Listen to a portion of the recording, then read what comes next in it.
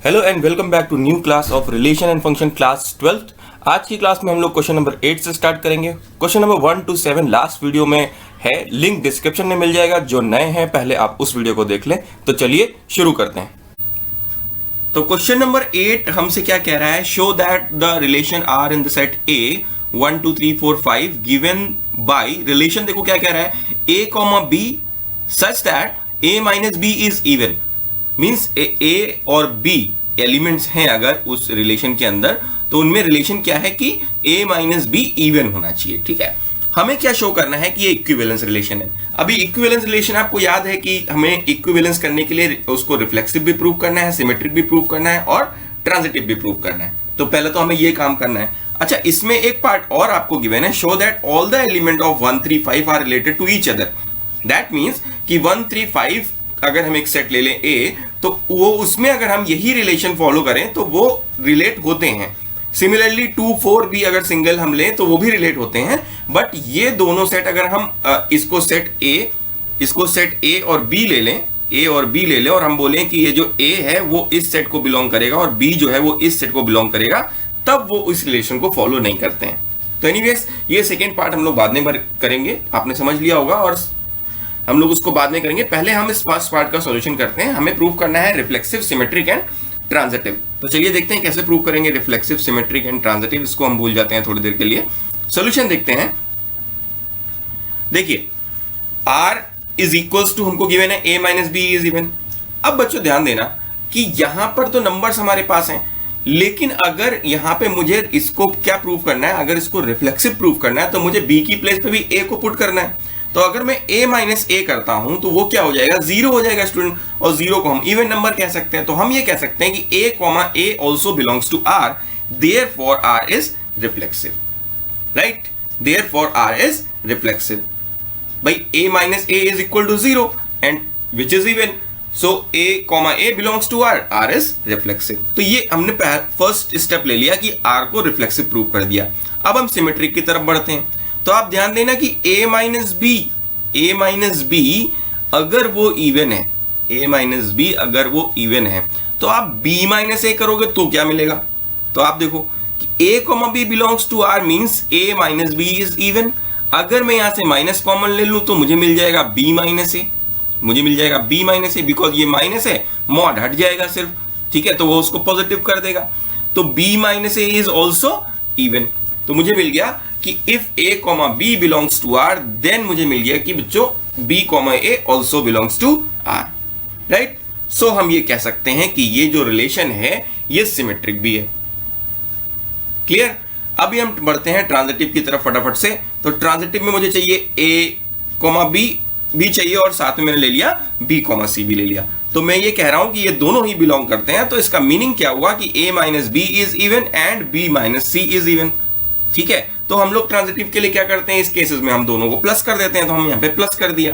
तो अगर मैंने प्लस किया, दो इवन नंबर्स को अगर हम प्लस करेंगे, हम बोल रहे हैं कि a माइनस बी इवन है और हम ये भी बोल रहे हैं b माइनस सी भी इवन है। अब आप देखो, कभी आप कंक्लूड करो कि अगर दो इवन नंबर को प्लस किया जाए तो जो सम आएगा वो भी तो इवन होना चाहिए भाई, वो भी तो इवन ही होना चाहिए। तो a माइनस सी भी इवन हो जाएगा। अगर a माइनस सी इवन होता है तो that means a comma C belongs to r, a comma C belongs to r। Right, so हम ये कह सकते हैं स्टूडेंट कि ये जो रिलेशन गिवन है वो ट्रांजिटिव भी है। अब ये रिलेशन रिफ्लेक्सिव भी है, सिमेट्रिक भी है और ट्रांजिटिव भी है। तो क्लियरली ये बोला जा सकता है कि ये जो रिलेशन है वो इक्विवेलेंस रिलेशन है। राइट, समझ में आ गई बात। चलिए अब जरा बात कर लेते हैं हम आपके उस पार्ट की जो ऊपर रह गया था, उसको हम लोग देख लेते हैं। Show that all elements 1 3 5 are related to each other. तो आप देखो ये सारे ऑड नंबर का, ये जितने भी एलिमेंट है इसमें वो ऑड नंबर है और हमारे पास डिफरेंस है। तो आपको पता है, ये फैक्ट है कि ऑड नंबर्स का आपस में जो डिफरेंस आएगा वो इवन आएगा, आपस में जो डिफरेंस आएगा वो इवन आएगा। तो क्लियर हो रहा है कि 1 3 5 रिलेट कर रहा है। सिमिलरली अगर हम 2,4 की तरफ जाते हैं, इधर 2,4 की तरफ जाते हैं, तो यहां भी आप देखो कि इवन नंबर्स को अगर आप डिफरेंस निकालोगे, किसी भी इवन नंबर्स का डिफरेंस निकालोगे, 2 इवन नंबर लीजिए, आप उनका डिफरेंस निकालिए, तो आपको मिल जाएगा कि वो इवन ही आता है। ठीक है, 2 4 माइनस 2 करोगे तो आपको 2 मिलेगा विच इज इवन, 2 माइनस 2 करोगे 0 मिलेगा विच इज इवन, 4 माइनस 4 करोगे 0 मिलेगा, वो भी इवन है। तो ये वाला जो सेट है ये भी रिलेट कर रहा है हमारे रिलेशन को। बट अगर आप देखो 1,3,5 1,3,5 ये ऑड है और इधर वाला जो सेट है वो इवन है। ये वाला ऑड है और ये वाला इवन है। अब इनको अगर हम देखते हैं तो हमें ये भी पता है कि अगर हम किसी ऑड और इवन नंबर का डिफरेंस निकालते हैं तो वो हमेशा स्टूडेंट ऑड ही आता है। आप करके भी देख सकते हो, यहां पे आप देखो 1 और 2 का डिफरेंस जो होगा वो 1 होगा विच इज ऑड, 3 और 2 का जो डिफरेंस होगा वो भी 1 होगा विच इज ऑड। मॉड लगा है ना भाई, तो मैं -1 और +1 नहीं ले रहा, मॉड लगा हुआ है यहाँ पे, तो 1 होगा डिफरेंस की बात कर रहा हूं मैं यहाँ पे। तो क्लियर हो गया आपको कि ऑड और इवन का जो डिफरेंस होता है वो ऑड होता है, इसलिए ये रिलेट नहीं कर रहे हैं। इसको आपको सिर्फ लैंग्वेज में मेंशन कर देना होगा अपने सोल्यूशन के अंदर, राइट, अगर ये क्वेश्चन एग्जाम में आ जाता है।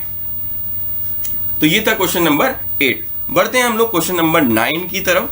क्वेश्चन नंबर 9 को देखते हैं कि 9 क्या कह रहा है। Show that each of the relation in set A, एक सेट ए गिवन है हमें, सेट बिल्डर फॉर्म में गिवन है, बोल रहा है x belongs to z, z is for integer, x एक इंटीजर है और x का एक लिमिट भी गिवन है कि 0 से स्टार्ट होगा और 12 तक जाने वाला है, 0 से स्टार्ट होगा और 12 तक जाने वाला है। इसमें 2 पार्ट्स हैं स्टूडेंट। फर्स्ट पार्ट ये कह रहा है a minus B is a multiple of 4, a minus B is a multiple of 4, और शो क्या करना है, शो करना है कि ये इक्विवेलेंस है।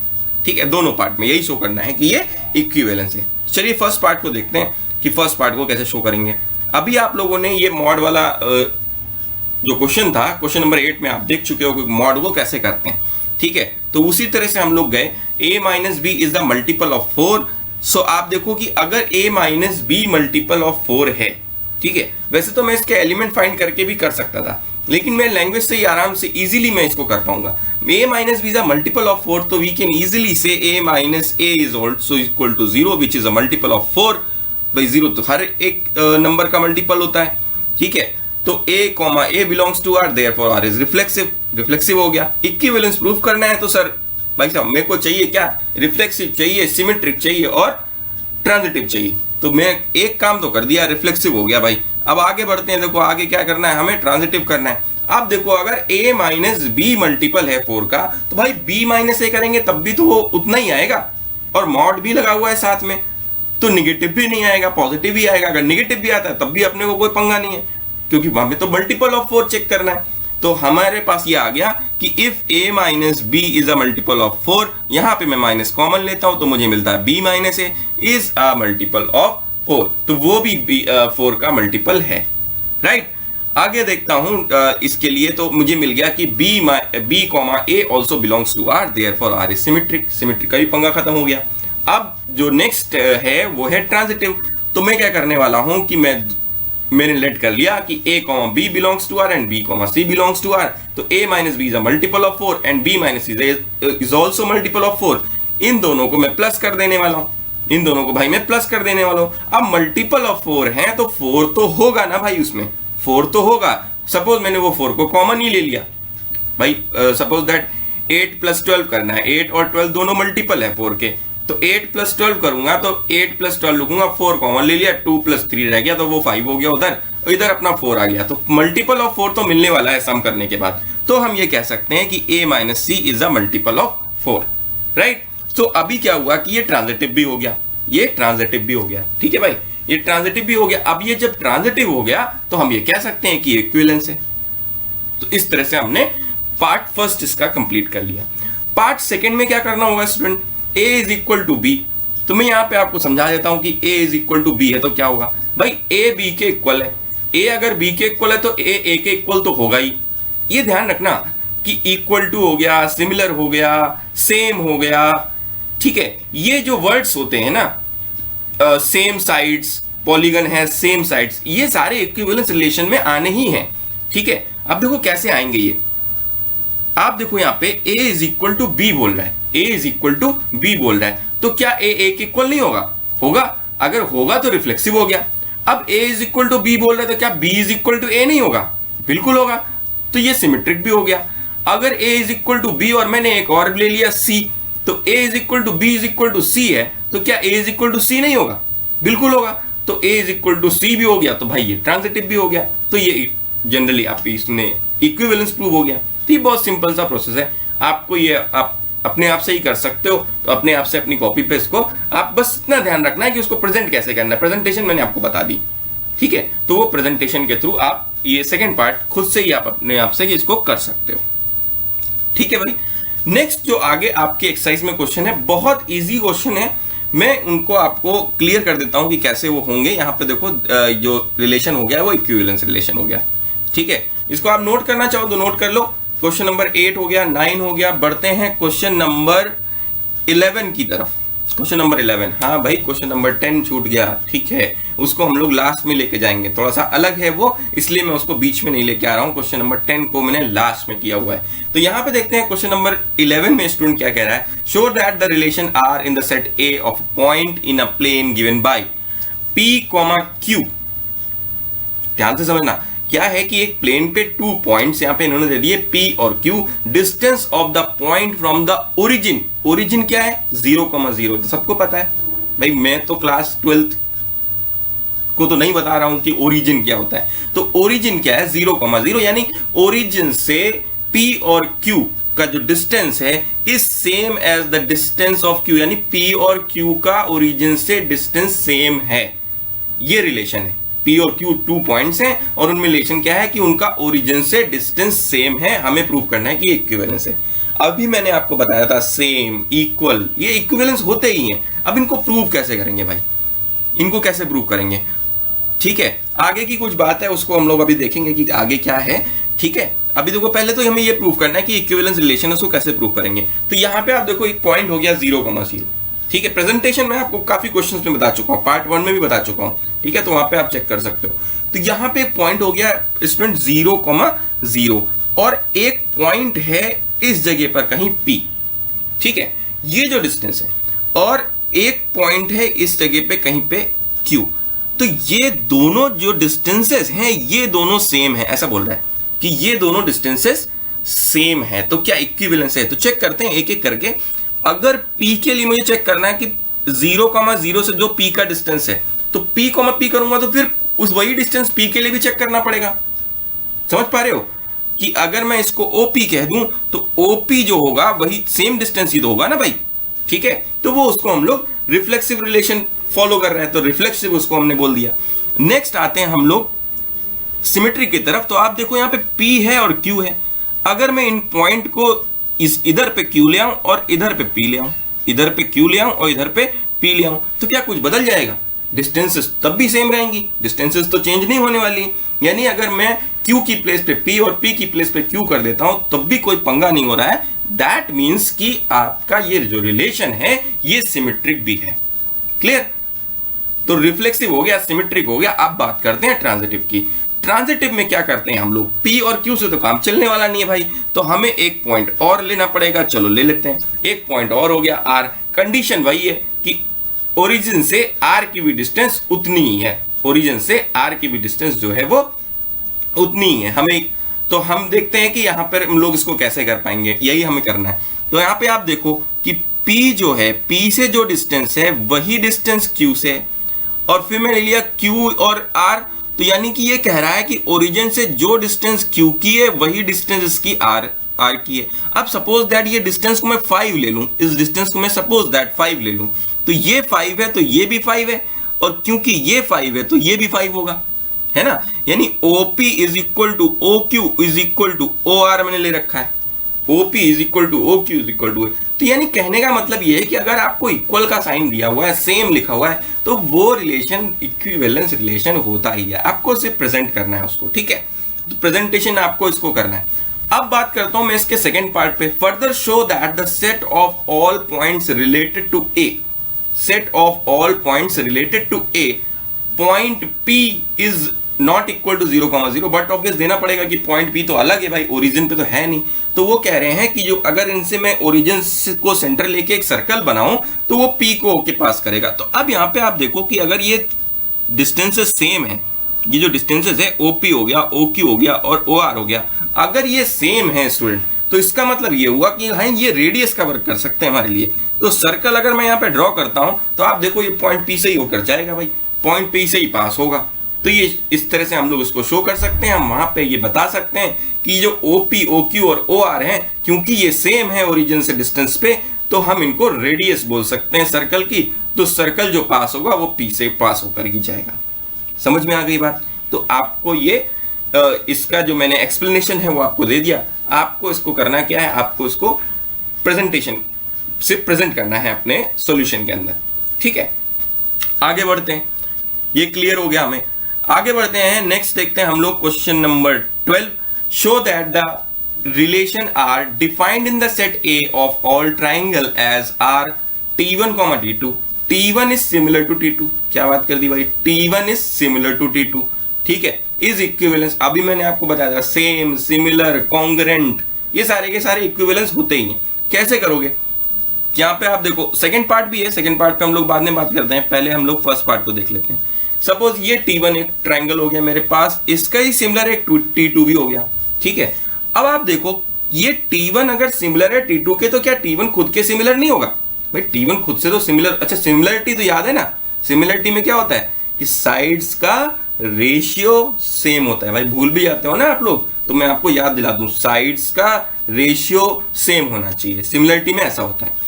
अब इसकी साइड्स का रेशियो आपस में तो सेम हो गई भाई, 1 1 1 आ जाएगा ना, 1 1 1:1:1। तो वो जब रेशियो सेम होगा तो हम ये कह सकते हैं कि T1 जो है वो T1 के सिमिलर तो होना ही है। ठीक है, अब आगे बात करता हूं, रिफ्लेक्सिव की बात तो हो गई, अब आगे बात करता हूं सिमेट्रिक के लिए।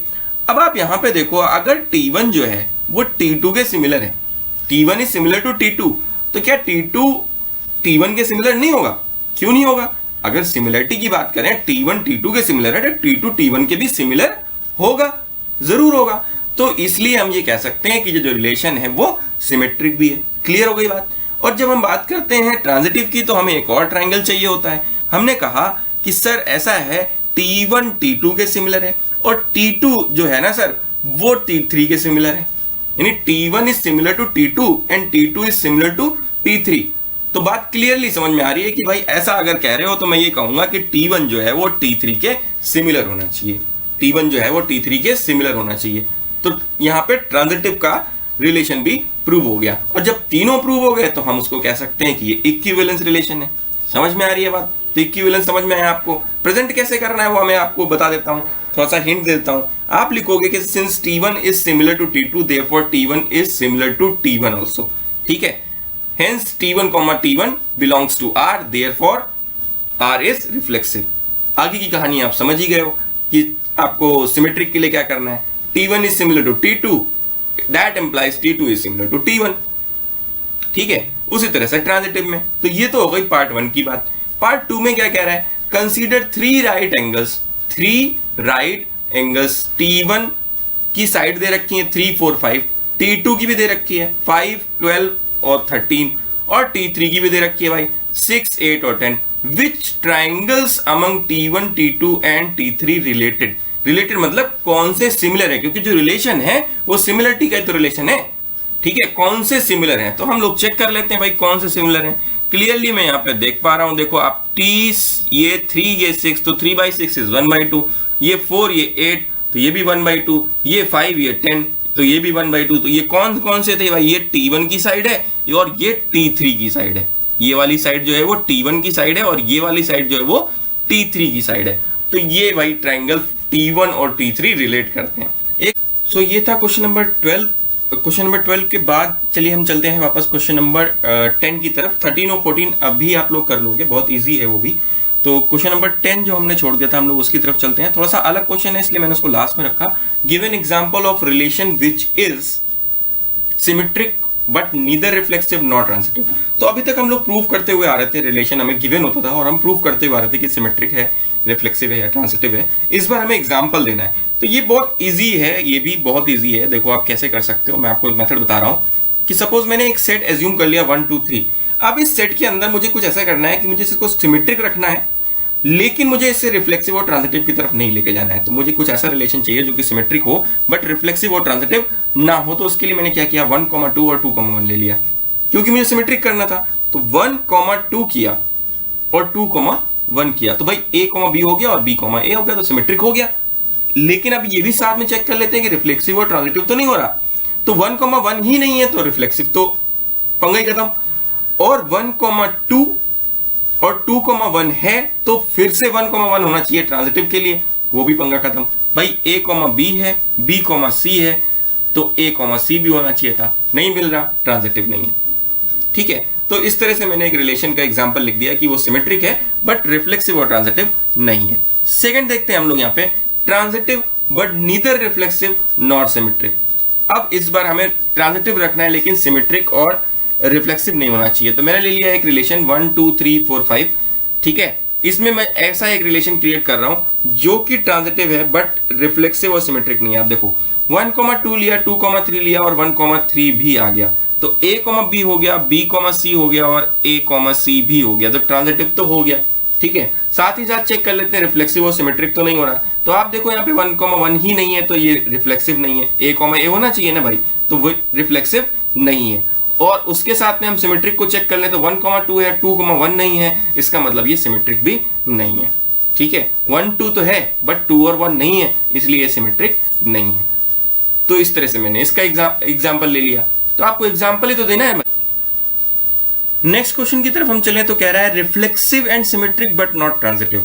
तो देखो आप इसको भी मैं इसी मेथड के थ्रू करने वाला हूं, इसी मेथड के थ्रू मैं इसको भी करने वाला हूं। मैंने एक सेट एज्यूम कर लिया 1 2 3, अब मैं कुछ ऐसा करने वाला हूं कि वो रिफ्लेक्सिव और सिमेट्रिक रहेगा बट ट्रांजिटिव नहीं रहेगा। तो आप देखो रिफ्लेक्सिव रखना है तो मेरे को 1,1 2,2 और 3,3 डबलेट चाहिए थे, तो मैंने डबलेट ले लिए।